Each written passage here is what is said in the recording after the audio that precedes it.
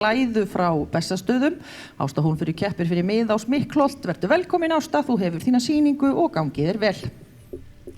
Þá það hún Ásta Hólmfríður og Garri frá Bessastöðum sem að vann meistardeild æskunnar í fyrra með hana Lilju sem við tókum viðtal við á hann. Já, liðsfélag Ástu. Já, Ásta hefur verið svo góð að láninni Lilju hann Garra í fyrra. Já.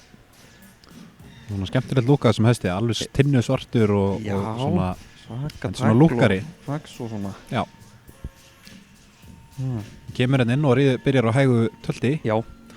Svona maður setur aðeins spurningamerki kannski við taktinn. Já. Hann svona kannski aðeins heftur í bakinu og svona gengur ekki alveg í gegnum sig svona. Já, í gegnum sig og allan skrokkinn. Finnst hann búin að vera skána samt já. Og þarna setur hún upp í stökk. Hún kannski örlítið snemma. Já, en slapp samt. Innan skekkjubarka myndi ég halda.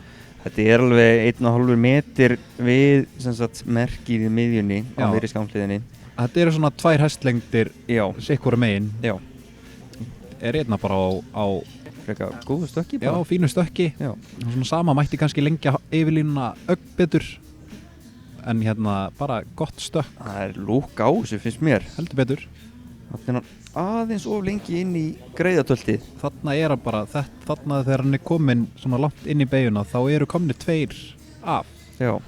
Og með svona grunar og hún muni lenda í þeim í þeim vesinum frá dómurinn sem getur útskýrt svona læri einkunnir fyrir þetta yfir 12. Algjörlega. Kannski svona hægir full mikið á í beygunni. Já. Og það svona sama hér og við vorum að segja á hægatöltinu. Það kannski svona spurning með takt. Já. Það ekkert að hann ekki bundinn. Nei. En hann heldur ekki alveg eins hreinn og hann getur verið. Já. Maður hefur séð hennan hest áður og svoleiðis. Þarna kemur bara frekar gott brokk. Já.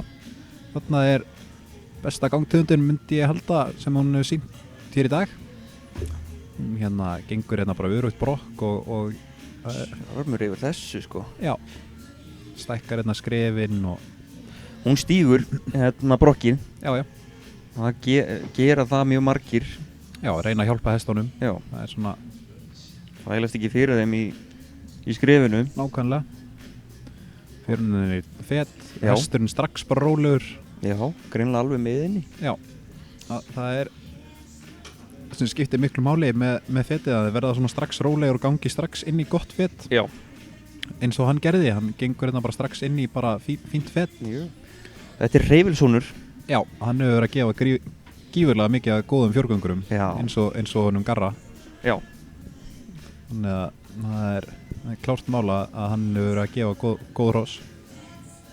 Þegar við segjum að þessi undan þá það sem sagt pabbi hestsins.